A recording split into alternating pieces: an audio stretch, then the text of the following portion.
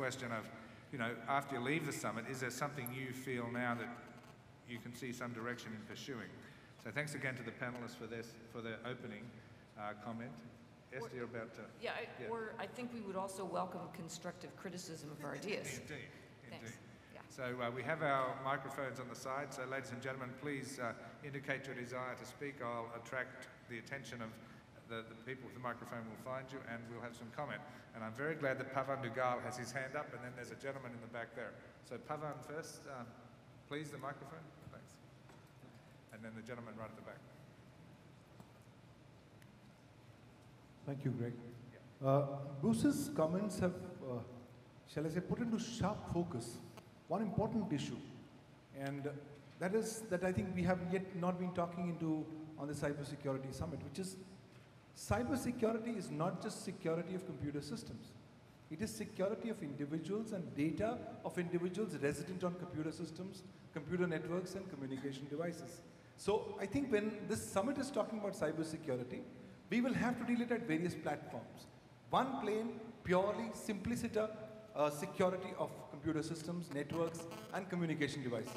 Level 2, respecting the cyber sovereignty of nations in this borderless medium, because it's a unique phenomenon. It's irony that while internet has made geography history, in this borderless medium, nations have come up with their own national boundaries and their own sovereign cyber sovereignties in that space. And I think finally, the third level where we need to go as far as cybersecurity will be to make secure individuals and data pertaining to individuals. Because what I'm logging on today on a social networking site will be read by my grandchildren, my great-grandchildren, and who knows what.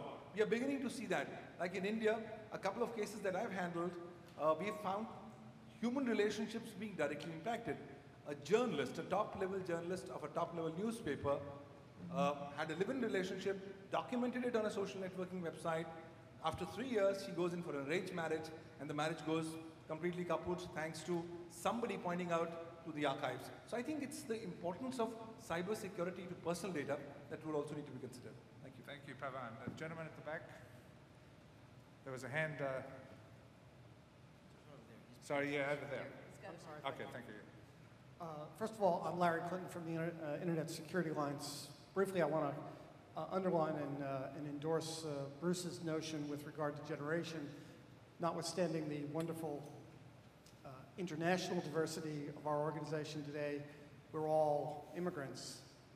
Everybody in the room is a digital immigrant. Maybe when we reconvene, we should bring in some of the digital natives who are the teenagers who have a really different view of this, because it really is a substantially different thing from their point of view. My real comment, though, is with regard to Ms. Dyson. I was one of those people an hour ago who was filling out one of those complicated forms. And in our group, which was one of the national security groups, we actually departed from the assignment. Bruce was part of the group, Melissa Hathaway, Bruno, and myself. And we focused exactly on what you were talking about, which is to approach this issue from an economic point of view, and came to a number of the same conclusions that you did, that if we could sweep out some of the underbrush, we would harden the entire system. There's lots of research that indicates we could solve 80–90% of this problem by just adopting standards and practices we already have, leaving more time for the hard 10%. But the area where I think we would perhaps differ is with regard to the solution. We discussed liability and think that liability ought to be part of it, as should insurance. But the emphasis that we came up with, that I'd like you to respond to, is the notion that what we really need to do is increase the cost to the attacker. Right now, all the economic incentives favor the bad guys. Attacks are easy, they're cheap, the amount you can steal is enormous, your chances of getting caught are minuscule. So I think what we were suggesting is that we come up with a series of economic incentives, tax incentives, liability caps, insurance, etc., to accomplish this. Yeah. Greg leaned over and said, please answer quickly, because we want to get more interaction. And I agree. Let's have short questions, short answers. I'll try and be really brief. I think that's a constructive suggestion, but I'm not sure how easy it is to catch these people. I think, again, assigning not accountability, but just we are all paying for this now. The people who are paying for it is us as taxpayers, us as consumers, et cetera, et cetera, et cetera. Let's kind of focus where that payment is actually felt onto the ISPs who have an ability to solve the problem. Later on, we can go and clap people in jail. It will be easier to clap them in jail if we get rid of all the underbrush. So I'm following Greg's advice and being brief, and let's have some more back and forth.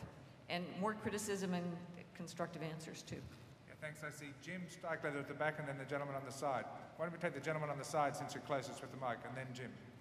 Hey, Whitesell. Bruce, can you give us a riff on your view on cloud? On cloud? I mean, fundamentally, it's here. The economics of cloud computing are so compelling, right? I mean, it's all a trade-off of the cost of computing and the cost of networking. And both have basically dropped to free. The only costs left are maintenance. So data will no longer be where you know it. That's okay. Most of the younger generation doesn't actually know where their computer ends, the internet begins. So the data's out there, and it's really cool when they lose their phone, they get a new one, and their data suddenly appears on it. So all of this will stay. It'll get much bigger. You're going to get a workforce coming in that doesn't actually know what's going on in terms of where data is. Cloud computing is the future, and I think it's also the end state. It doesn't get any cheaper than free. Thanks, Bruce. Jim? Okay, in the interest of short questions, under the heading of who really is the cyber criminal, I'd like the panel's view on a couple of questions. First, who owns my data? 2, what rights do I have to my data? And 3, who is responsible for the integrity of my data, both its accuracy and its use? That depends a lot on what country you're in. It also depends on the contract you have with the person to whom you give the data. That's the first answer. The second answer is, what is your ability to enforce the contract? The third answer is we don't know. And neither do you. Okay. But you can fight for it. Okay, we have 3 questions here. I think the gentleman here and then 2 at the back. Hello. Then we're good. My name is Murat Kantar-Schjolberg. I'm from University of Texas at Dallas. I'm here. My question is actually kind of follow-up. In some industries like healthcare, there are some regulations about data privacy. So do you think we need such regulations in other domains, like maybe on Facebook, you know, like government have some things on that? Because it looks like markets may fail in coming up with some kind of solutions for these problems. So, Yes. okay, go ahead, Esther, and then Bruce quickly. Yeah. Yes.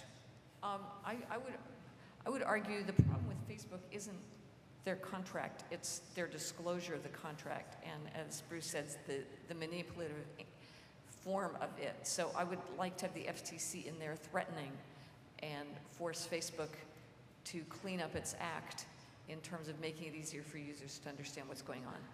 But regulation is always too blunt and too inflexible.